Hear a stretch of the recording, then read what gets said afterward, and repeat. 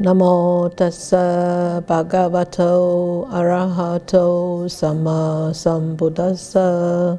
Namo tassa bhagavato arahato sama sambuddhassa.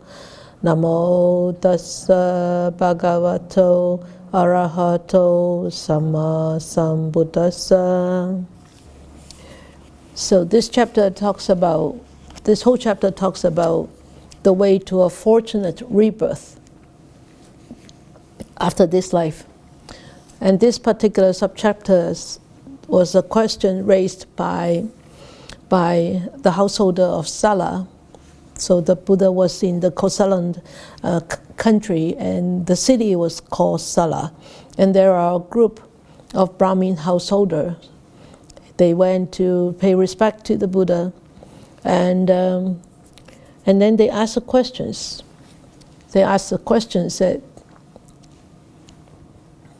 so what is the cause and condition why some beings here on the breakup of the body after death are reborn in a state of misery, in a bad destination, in the lower world, in hell? So they asked the question, this Brahmin asked the questions, why would somebody after breakup of this body, that means after they die, be reborn in the lower realm, the lower three realms? And why? What are the causes and the conditions? Why some beings, after the breakup of this body, they reborn in a good area, in a good destination, in a heavenly existence? So these are the two questions put by these Brahmin householders in Sala to the wise one, to the Buddha. So the Buddha said, okay, so please listen. There's always the when the Buddha starts a teaching, there is a question being put forth. Well, there's respect paid to him, and there's a question put forth to him. And then he said, okay, then listen, please listen. So this is how the Buddha replied, and you have read through it. You still have a really rough idea, and these are really the basics about morality, right? The basics of morality, and of course the basics of morality is actually very, very important, as like a foundations of a great mansion or a big building. If the foundation is not strong, then it's impossible to actually sustain that the weight of the whole building. Or for example, if our feet are not strong, if our legs are not strong, if it cannot carry our weight, then we wobbles when we walk. Yeah. So that's the same. So we can see from this chapter, the whole chapter is talking about morality, sila. So the Buddha said, okay, by reason of unrighteous, I'm just doing a summary of this whole chapter, putting them into points so that you can easily remember. So he said, by reason of unrighteous conduct not in accordance with the Dharma, so they will be reborn in a state of misery, in a bad destination, in the lower world. So, somebody in the waiting room. So, unrighteous conduct. So, because they said they don't understand, so they requested the Buddha to actually explain thoroughly what does he mean by this.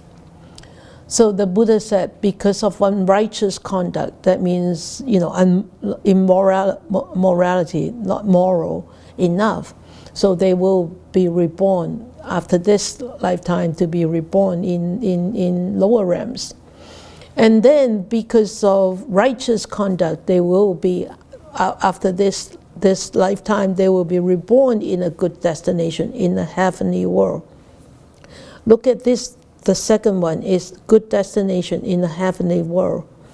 So it doesn't say nibbana, it doesn't say fruition. It only talks about heavenly world. So you can see this is actually a path for rebirth in heavens is really not a path of liberation. But this is actually appropriate for householders, especially for householders who have families. As you recall from earlier chapters, that the Buddha always said that the householder life is very dusty, and because of that dustiness, of that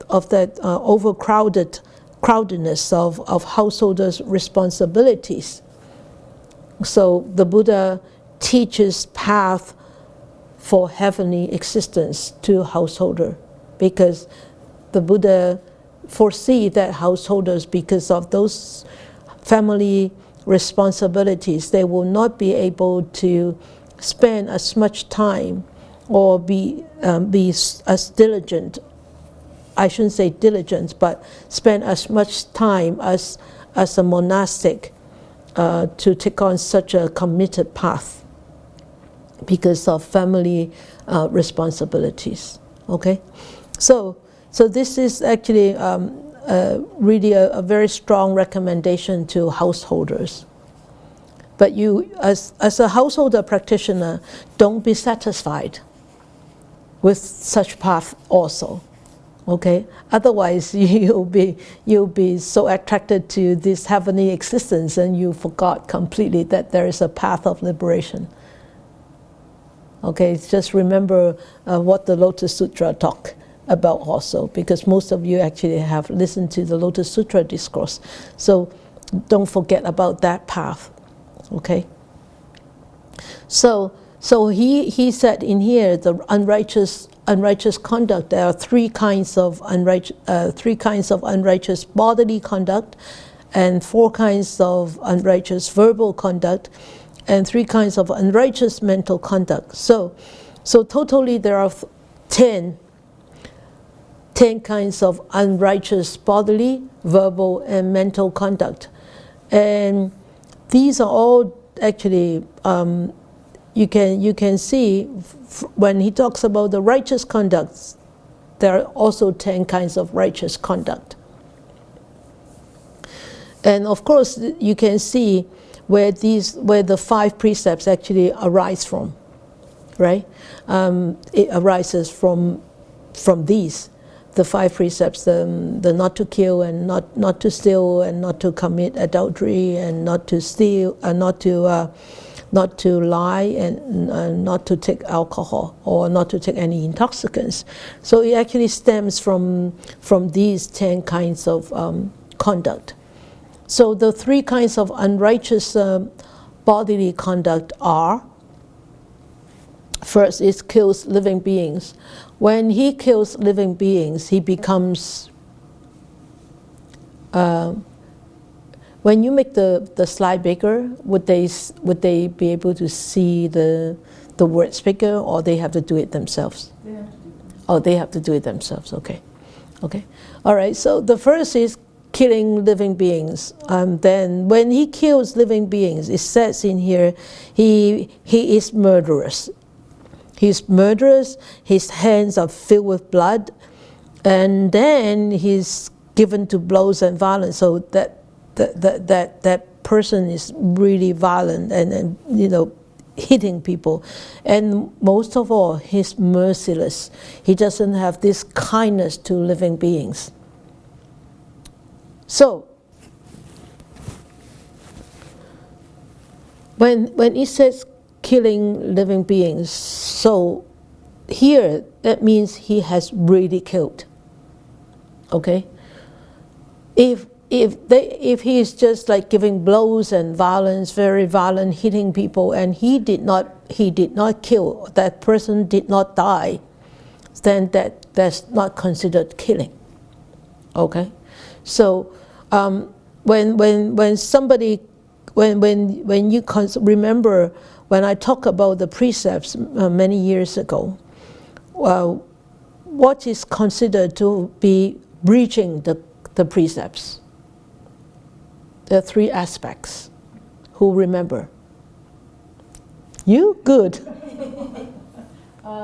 You commit the act yourself. You commit the act yourself, yes. You ask somebody to do it. You ask somebody to do it. Or you rejoice in somebody else. Yes, or you rejoice in somebody else doing this. So these are the three aspects. Okay, if you commit yourself, definitely you have killed. If you kill somebody, then that means you have killed. Or you ask somebody to kill for you, then that's considered killing. Or you rejoice, oh, nice that he has killed, or she has killed. That's nice, I love it. You did a great job.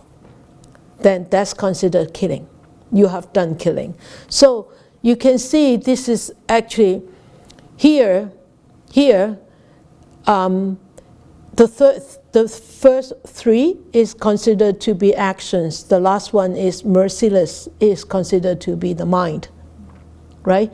So the intention is actually very, very important. You can see the first one is you actually kill yourself. The second one, you ask people to kill. That is also an action. That's a verbal action. But the third one, you rejoice. That is a mental action. So the intention to kill, even though somebody has not killed, then you actually planted a seed of murdering. Yes? So when Saddam Hussein was killed, and people in the West were very happy, I was that's one of these? You mean Devadatta? No, Saddam Hussein, the man... Okay. Well,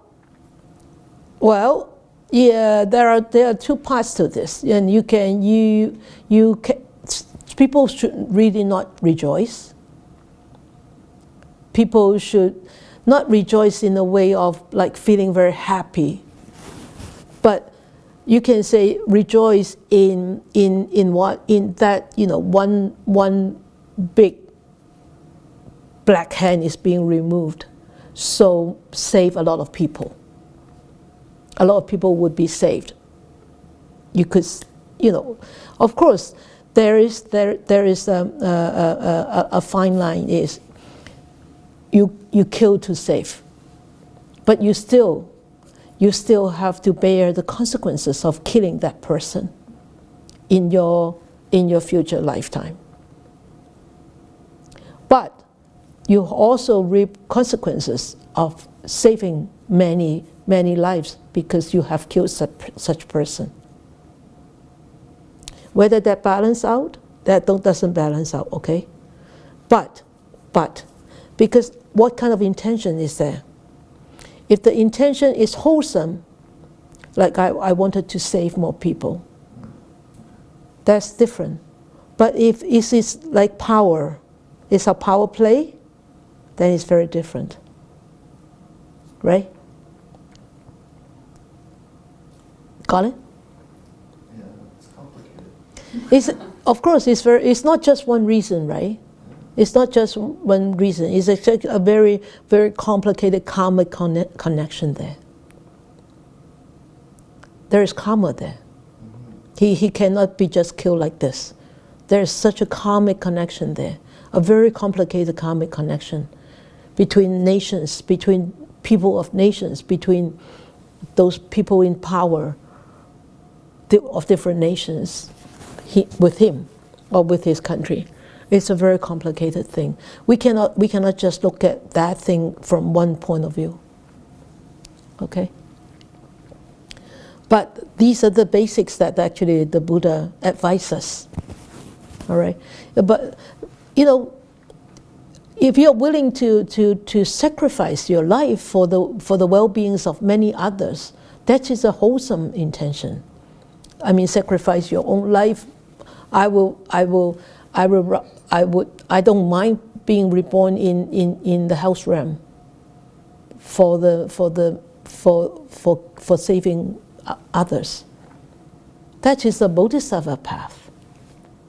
But killing him is really not a Bodhisattva path. For me, I look at it very differently. I think it's a power play.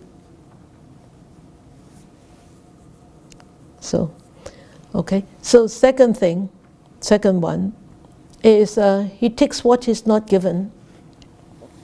So the summary of this is he takes by way of theft the wealth and property of others in the village or forest. So you all understand this is, he takes what is not given. That means without permission, he takes what doesn't belong to him.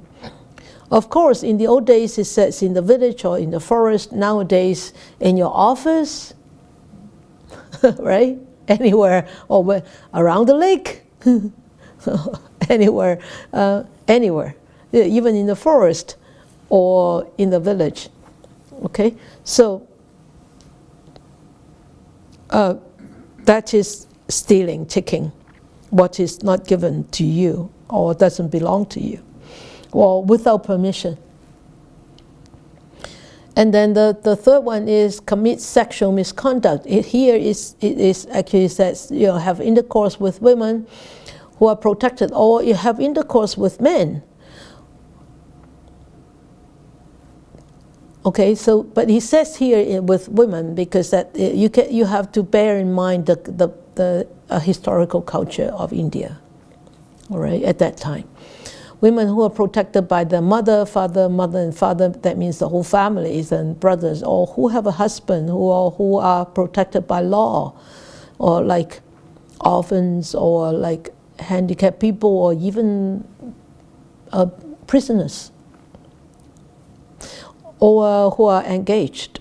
So any sexual misconduct, actually anything outside your marital status is considered as sexual misconduct. So these are the three kinds of unrighteous bodily conduct, the basic bodily conduct that is actually, those are unrighteous, not proper. Okay, so 4 kinds of unrighteous verbal conduct. So you should all know by heart now what are the 4 kinds, right? Right? Everybody should know now, by now, because we repeatedly go through these.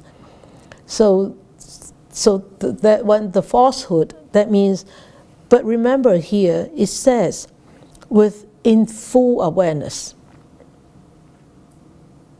In full awareness. That means he is very aware that he's actually telling lies. He speaks falsely. He knows, he said he doesn't know. He doesn't see, but he says he sees. But in full awareness. That means he knows that he's intentionally lying. Okay? Or he speaks maliciously to divide. So he becomes one who actually divides those who are united. Okay, so in the book he's called a creator of division. So, and rejoices and delights in discord. So he or she loves this gossiping, dividing. Okay, so, and then he speaks harshly. So, using words which are unkind, which are very rough, very, very blunt, very offensive, and almost to the brim of anger and not conducive to concentration. That means he or her words can actually disrupt and distract people so badly, not conducive to concentration. Okay, and then he engages in idle chatter. So you can see idle chatter is you speak at the wrong time, speaks what is not the fact, and speaks what is useless, and speaks contrary to the Dharma and discipline. Words are worthless, unreasonable, immoderate, and unbeneficial. So looking at engages in idle chatter,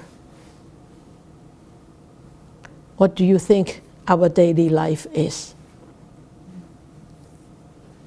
full of idle chatter, right? Full of all this useless speech and WhatsApp too. Yeah. Nowadays it's really not just chattering, it's like texting too, right? So I remember a couple of weeks ago,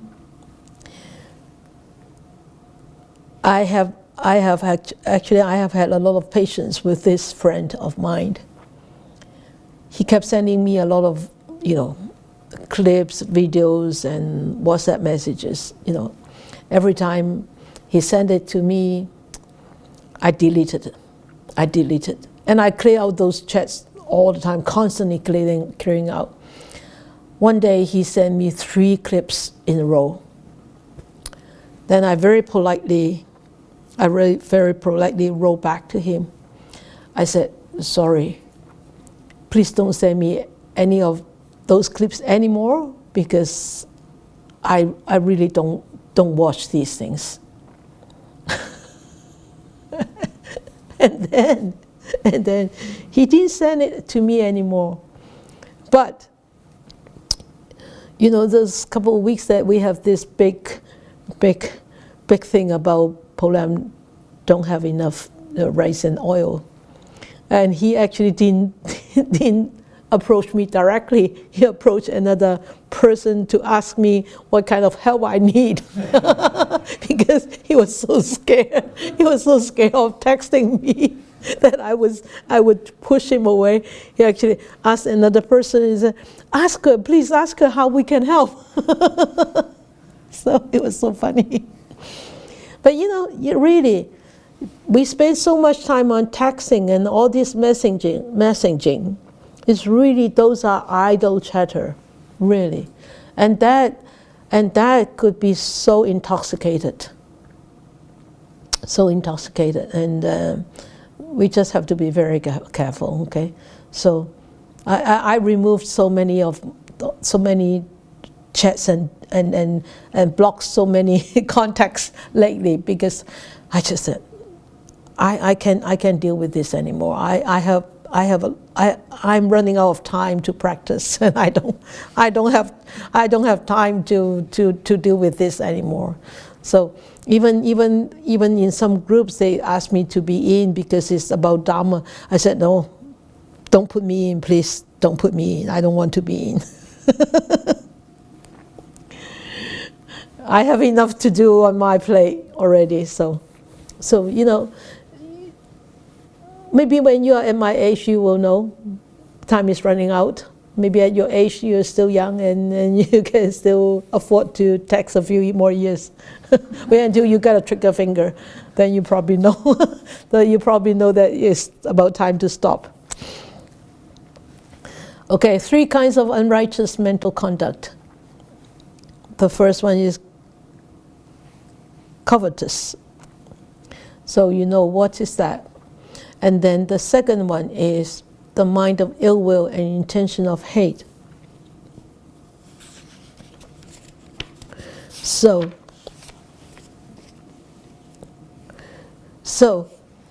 mind of ill will and intentions of hate, that means that's anger. There's a lot of anger in there. So, and then the third one is the wrong view, distorted vision. So here let us take each point by itself. Nothing given, nothing offered, nothing sacrificed. That means no generosity, and no fruits of dana, no fruits of generosity. No fruit or result of good and bad actions. That means they don't believe in cause and effect. Right? They don't believe in cause and effect. And no this world and no other world. That means they do not believe in there is rebirth. And there is this cycles of dependent origination. And no mother and no father. That means they don't believe in that paying respect and looking after our parents are necessary. Won't bring good fruits. No beings who are reborn spontaneously, that means no rebirth. And no good and virtuous ascetic Brahmins, that means they don't believe the Dharma. They don't believe in the Buddha. They don't believe in people who are actually walking on the path of liberation. So these are all the wrong view. Or other wrong view is thinking about the world is eternal. There is eternity. So that is a wrong view. Okay? So this is the wrong view. So these are the 10 kinds of unrighteous bodily, verbal, or mental conduct. It's all in the book. I didn't add anything new in. I'm just doing a summary so that you could sort of remember them easier for you to remember. So 3 kinds of righteous bodily conduct. Of course, these are then the opposite of the unrighteous one, right? So the first one is abandoning and abstaining from the destruction of life. So I want to ask you a question. I have asked that question many years ago, I remember. I've got a very good memory. Quite a good memory, even though I have lost a lot now. Okay, I want to ask you the difference between abandoning and abstaining. I've asked that question before, right? Yep. It's good. You've got good memory too. Anybody is willing to answer these questions? Abandoning, abstaining. If they are the same, the Buddha would not put them together. Would not put these 2 words there. There must be a difference between abandoning and abstaining. Who? Nora. Okay. Yes, abandoning sounds more determined that you'll never do it, and abstaining is just, I'll try not to. Okay, very good. Yeah. Anybody else? What about the teachers?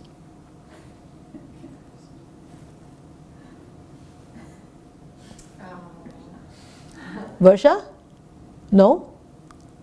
Versha looks very doubtful, very... I would say abandoning is letting it go completely. Abstaining would be something that you're mentally and willfully doing all the time. Okay, so Laurie said abandoning is you let go completely, so you don't do it at all. Right. Abstaining is mentally, willfully, willingly or willfully? Same, okay. Willingly. And with intention. With the intention of not doing it. I don't quite agree with you. Okay.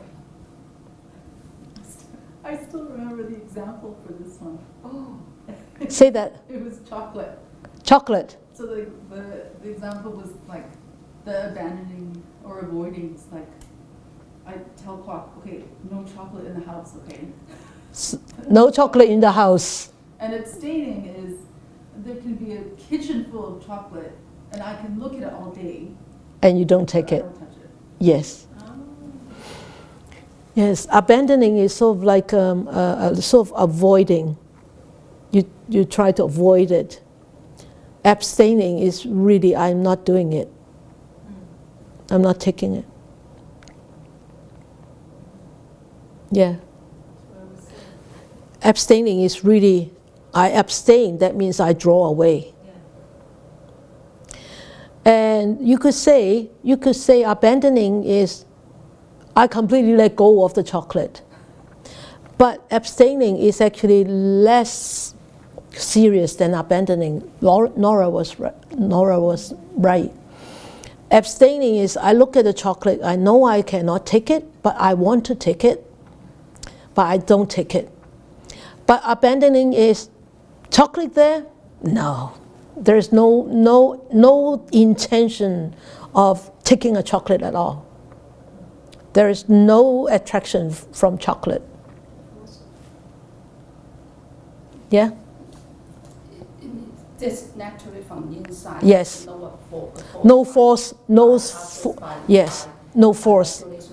No force by like, oh, because I'm diabetes, so I have to abstain from chocolate.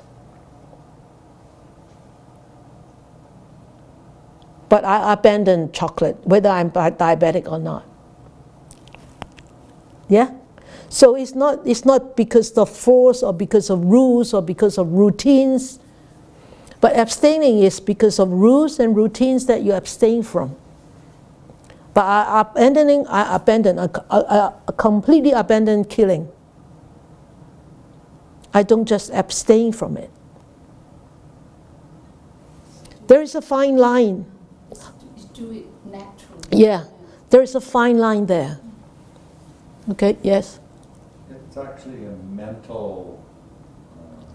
commitment. Yeah, a mental... Volition or training or... Yeah. Like it comes naturally from your mind that, no, I can't do this. That's why I don't do this. Why it's under... Oh, I see why it's under bodily contact, because it's a bodily action. Oh, no, there are more. Yeah. But it's a bodily. Yeah. So abandoning and abstaining. So abandoning and abstaining from taking of what is not given. This is actually easier to understand now. Abandoning is, okay, there is a stack of $100 bill here. You say, well, I need money now. I can take it. Nobody sees it. I won't take it. I won't take it because I know this is not my money. But there is no intention in the mind to take that. That is abandoning. But abstaining is, I know that I take it is wrong. I stop myself from taking it. So abandoning is really, there is no intention of doing it. Nobody is watching over you. No rules is governing over you. Yeah, right? I should look up that word in that little English book that I have. Yeah. Maybe they have the same meaning. But I'm sure that that's how I feel the difference is. Otherwise, he doesn't need to put two words into that. Okay? So abandoning, abstaining from sexual misconduct. Sorry, Versha has her hand up. Yes, Versha, you have your hand up?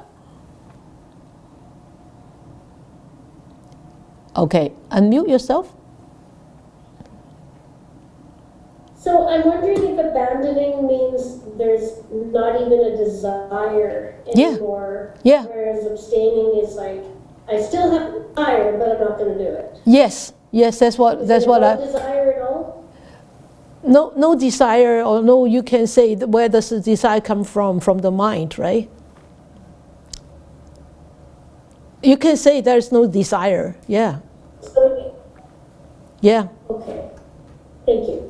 Okay, so Catherine, yes. Okay, Catherine.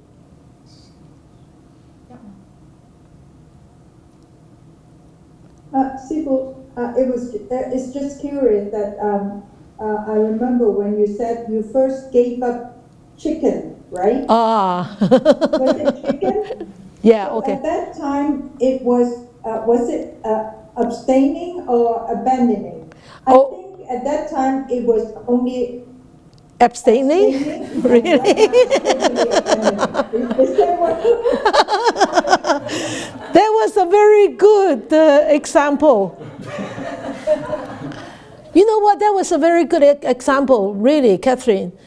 I remember when I actually gave up chicken, just overnight. You all heard the story. Overnight, I became a vegetarian 36 years ago. So when I walk by the market and I smell that those chicken, there was still saliva coming out. You know, like, tasty chicken, smell good. So that mind still has this kind of, you know, urge, a desire, as verses said, desire. But I abstain, yes, I abstain from it. Now it's totally abandonment of chicken, right? Yeah, you're right, thank you. That is a very good example, Catherine. You all understand now, you all should understand now. Such a vivid example. So when you put food on Goldie's paw and you tell her to wait, she is abstaining. She's abstaining, not abandoning, no. Yes, yes. Galen was saying, when you put food on Goldie's paw and she doesn't eat it, that is abstaining. Yes, she keeps looking at it and his saliva is still drooling. She's drooling and she's abstaining, definitely not abandoning. And when you said, okay, she just, okay, that's not abstaining at all. Okay, there's no abstaining at all. So 3 kinds of righteous bodily conduct. And then 4 kinds of righteous verbal conduct. Abandoning and abstaining from false speech. Here, the word is very, very crucial, is in full awareness. He does not speak falsehood for himself or for others or for some very trivial worldly reasons. Okay? So when people say there are white lies, there are black lies, whatever, there is really no white lies, according to the Buddha. There's really no white lies. You know what? If you want to tell a white lie, just keep silent. Just shut the mouth. Just shut up. Rather than telling a white lie. Okay? Don't even tell a white lie. Okay. And then abandoning and abstaining from malicious speech. So he becomes a person who reunites those who are divided. So he is a creator of unification. And he is a promoter of friendship who enjoys or rejoices, delights in concord. So if such person is actually existing in a community, that community will have harmony. That person will be able to bring harmony into the community rather than dividing the community. It's actually very important to be such person when we live in a community. Mind you, a community is not that big community that we keep thinking of. The family is the community. It's a small community, right? And your school, your workplace, our sangha here, monastic, or the construction site, or when we work at the farm, all these farm workers, we were farm workers for the last couple of days. We pick almost 900 pounds of carrots and beets just yesterday and today. And it was sold today. 600 pounds of carrots. No, 650 almost, huh? 650 pounds of carrots. No, not 50, maybe, yeah, almost 650 pounds because each box have like 5 pounds more. 2 pounds. 2 pounds more, okay. 600 pounds of carrots and 150 pounds of beets we sold commercially today by our precious forest farm. Hey. It's actually very good. It's so nice when we see the trucker came to pick it up. It's so rejoicing. It's so happy that, you know, yeah, it's really nice. So promoter of friendship, who rejoice in picking carrots, enjoys in picking carrots, who delights in picking carrots, and delights in eating carrots, and delights in cooking carrots. Yeah, it's so nice. They should have got it by now, right?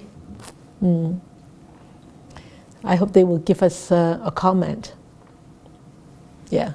So the third one is abandoning and abstaining from harsh speech. Even though we want to speak harsh speech, let us try not to. Let us try to speak words which are gentle, pleasing to the ears, lovable, go to the heart. But mind you, these are all true words, not falsehood, not falsehood speaking, remember. Okay, not say, oh well, you know, you are so smart, and I really like you because you're so smart and you're so kind. But in the mind, you know that you don't like him, and he's not very smart, and so you're praising wrongly. So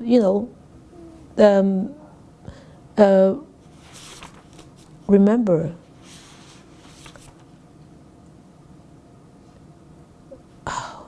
I got it all mixed up. Sorry. We talked about praising last week. Did we? I got it wrong. Oh no, yes I did. Friday.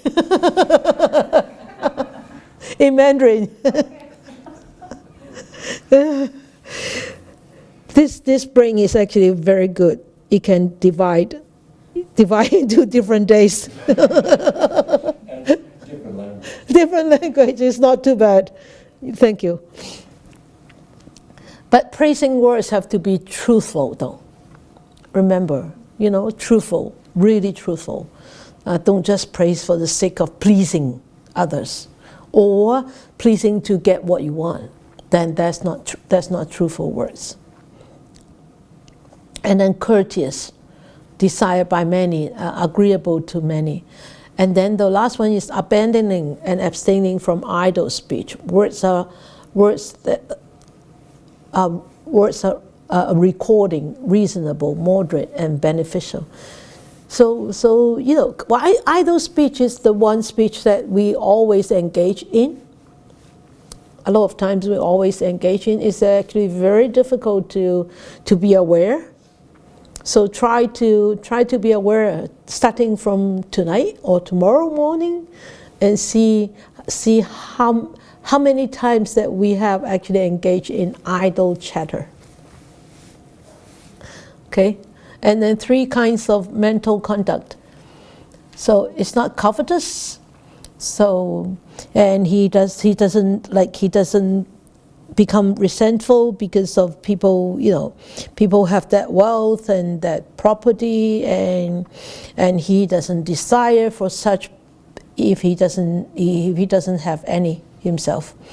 So his mind is without ill will, so free from anger, hatred, ill will, and he always carry this kindness in him or her.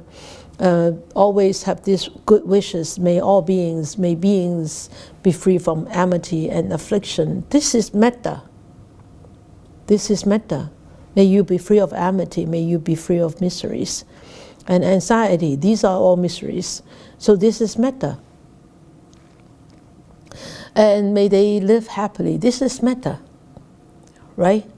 So when we practice metta, not just only after meditation. Remember, metta can be practiced anywhere, everywhere, anytime, every time, all the time. Okay, so getting used to have these good wishes arise, at any time, is the cultivation of metta. And has right view. So as we have said just now, there is what is given, what is offered, and what is sacrificed. And there is fruit and result of good and bad actions. And there is this world and the other world. The other world, that means the world after. Okay? The world after this world that we have lived in. That means after life, after this life, there is some other lives in other worlds. And there is mother and father. That means we need to address our parents. We need to look after our parents. And being able to look after our parents are actually good conduct. And being looking after our parents is a sign of gratitude, a sign of appreciation. And there are beings who are born spontaneously. There are good and virtuous ascetics. That means they believe in the path of liberation. Okay, so the Buddha said in here, after those people who actually practice with righteous conduct, reborn after death, they will be reborn in the company of well-to-do nobles. 居上善人, well-to-do nobles. Okay, all the good people, all the good persons, in the company of well-to-do Brahmins, and I think I missed one here. Brahmins and friends, I think. Yeah, in the company of well-to-do householders. Yeah, I missed one here. Well-to-do Brahmins and company of well-to-do householders on page 160. So you're in the company of Brahmins are priests. So being Brahmins or well-to-do householders, yeah, those are wholesome householders. So you're in the company of those. So you may be reborn in the heavenly world, like some Brahmins, or be reborn in human world to be in the company of well-to-do householders, or in the company of the devas of the realm of the four great kings. And he listed so all these heavens. So you know that in the Buddha's teachings that there are 33 heavens. So there are the heavens of limited, the devas of limited glory, the Yama devas or the Tusita devas, and all these devas. That means that the celestial beings in all these different heavens. But bear in mind, these beings who are able to be reborn as a heavenly beings, they definitely in their life when they are have this human body, they definitely are very wholesome people, very virtuous people. At least they actually abide by the 5 precepts very strictly and cultivate generosity. So without these 2 great virtues and these virtues and these merits, they can be reborn in heavens. And of course, to a certain degree, they have very strong samadhi too.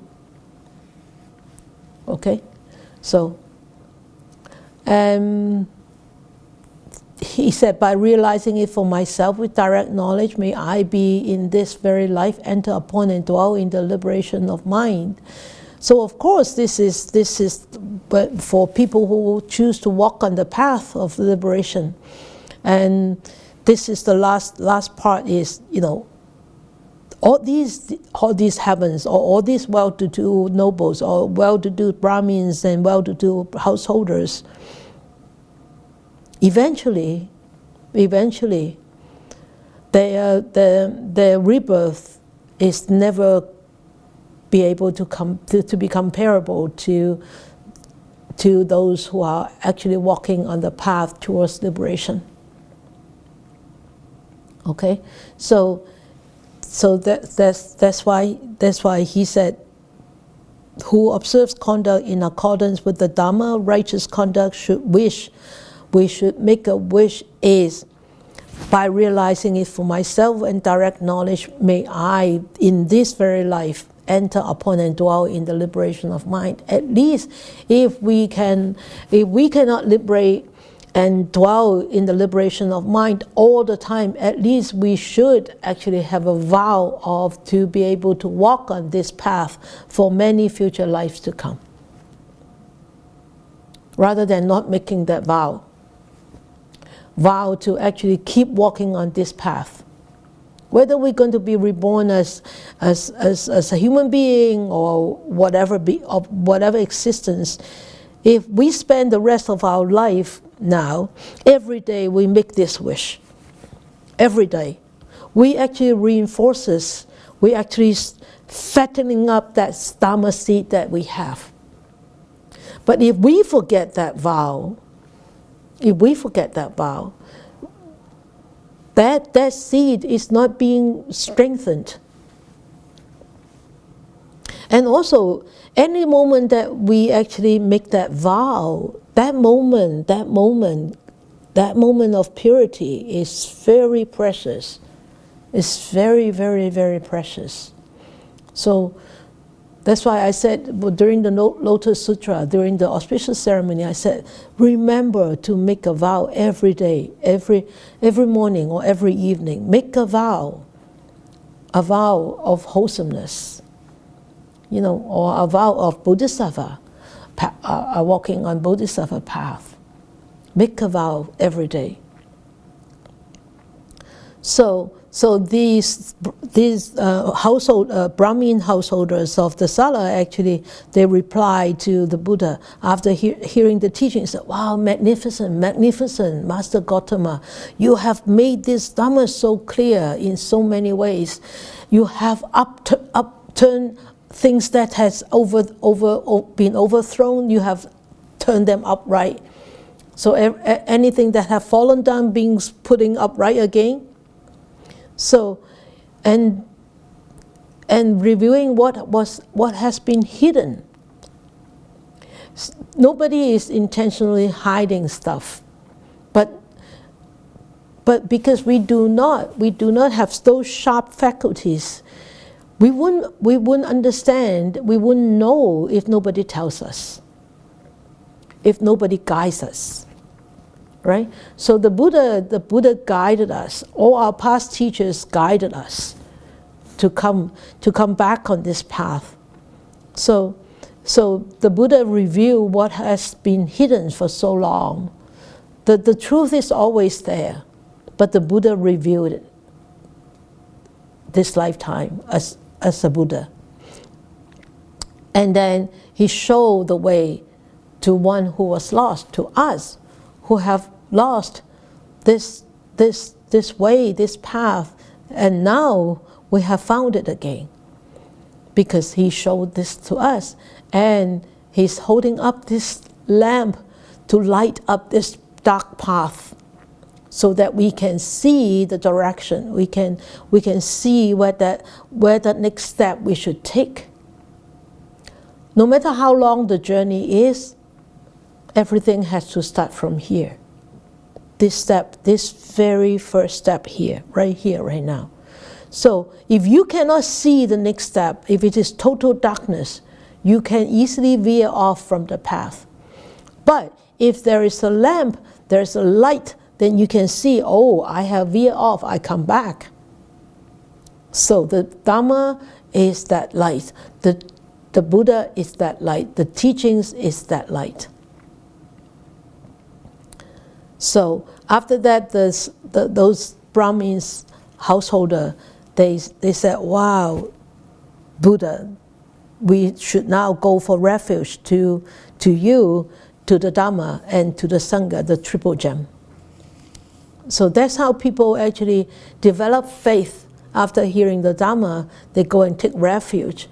Taking refuge, that means they depend on the teachings, they depend on the teacher, and they depend on those people who are walking on the path to continuously guide them. Taking refuge is not finding a safe not really finding a place to avoid or to run away from, but really finding a safe place, like a baby being held by the mother, feeling very safe, very secure. This is refuge. You feel safe, you feel secure because there is light, there are people showing us, there are teachings showing us. Everything is transparent. Okay, so and how committed are they?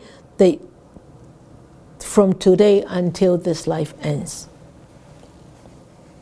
From today until this human, as long as this human life lasts, you remember when you take the refuge, I always say, as long as this human life lasts, this refuge and the 5 precepts last. But after this human life, it's gone. Unless you take Bodhisattva vow. That's for many lives to come. That's why I strongly recommend you to take on this Bodhisattva vow. I practice not for the sake of my own happiness, it's for the sake of alleviating other sufferings.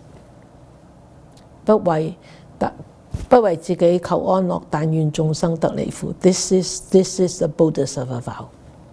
It's very easy to actually repeat those words in your mind now and then, and eventually it becomes so in tune, and it becomes your intention. Okay? This is a long chapter, but it's a very, very, very simple chapter. Also, I just want to bring up a couple of reflections. See if you actually have any thoughts about this. Okay, this is what the Buddha said. Whether righteous or unrighteous conduct performed in accordance or not in accordance with the Dharma will bring different results in different realms of existence. This is the whole summary of this whole chapter. Okay, so I want you to reflect upon. So what happens to those who really don't know anything about the Dharma, who haven't heard anything about the Dharma? Would they still be judged? Would they still be not really judged or ruled by these standards, or they are immune?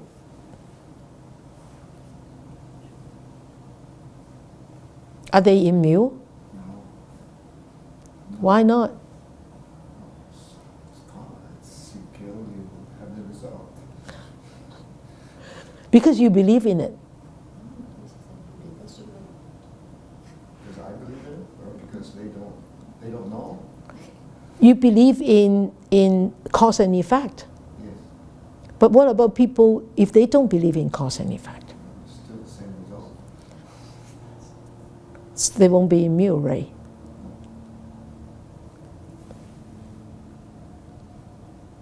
You look very dazzling. Dazzling? Like thinking. I'm just thinking if you throw a ball up in the air, it's gonna fall down. It's the same thing. Whether or not I believe the ball will fall, it's gonna fall. Yes. Varsha, yes. Varsha. If the Dhamma is truth, then it has to be applicable at all times to everybody, whether we see it or we don't. So I think they would not be immune. Nobody is immune. Nobody. True. If it's true, it's always there, it's always present for everybody. Yeah, yeah. But you said if true. You said if. It's true. Oh, you have to be very, very careful with using words. Because you said if. So what about if there is no truth? What about people think that there's no truth? Because you said if. If Dharma is the truth, what about people say, oh, Dharma is not the truth? If Dharma is not the truth. Like if people don't believe that the earth is round, it's still round. Yeah. So don't use the word if.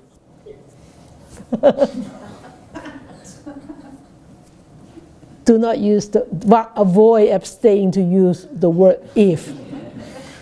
Dharma is the truth. The truth is the truth.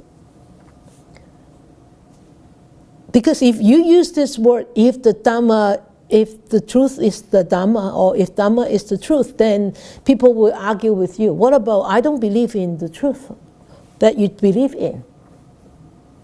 Right? Yeah.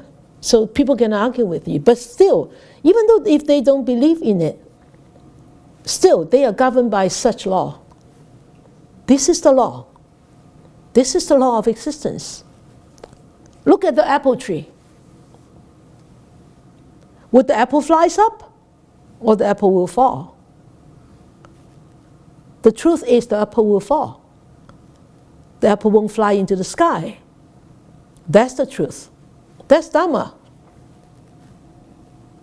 Right? And why would the apple fall? First, because of gravity. Second, because it's got bugs. Cause and effect. It's rotten. So it falls. Falls earlier than the other fruits, than the other apples. So we know this, even though you don't believe in it, or once people don't believe in it, it doesn't mean that they are not being governed by it. Right? So the law of existence, the law of cause and effect, the law of causation, the law of impermanence are truths. Whether you believe or not, you still will not be immune. Okay? So, looking back at the past years of this life, if our number is up right now, or next moment, or next day, where do you think you will be reborn in? You don't have to tell me. You don't have to tell me. Which heaven you want to be in. Strive towards that heaven, okay?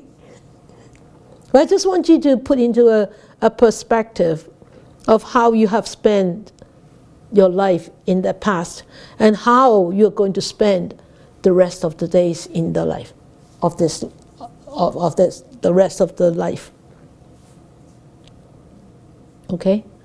So if in the past we have definitely, I have done a lot of unwholesome actions. I have said a lot of unwholesome words. I have, so many. If I die right now, I don't know.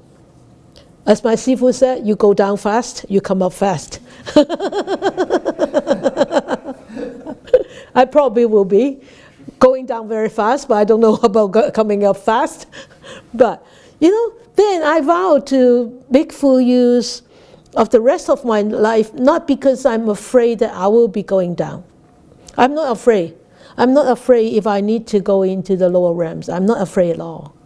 Because I know that must be a reasons that I need to go there because of my past actions.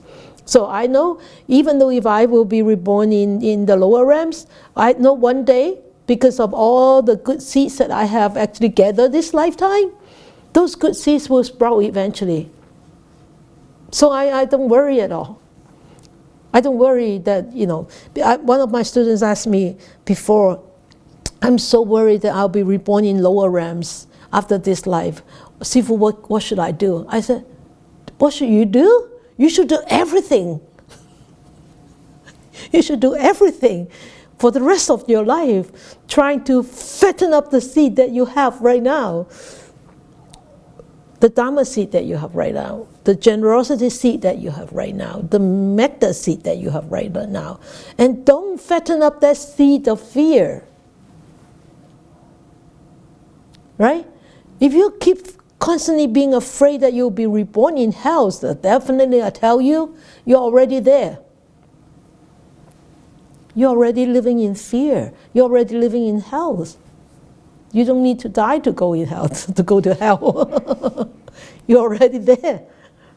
All right? So remember this, okay? Can we do anything to change our future rebirth? Of course we can. We are doing it now. We are shaping our future rebirth right now, right here, doing this, reflecting upon this, thinking about this, and also very important is practicing this, practicing what the Buddha actually has taught us, practicing what his teachings are about, not just mere words. All right? Then we dedicate our merits.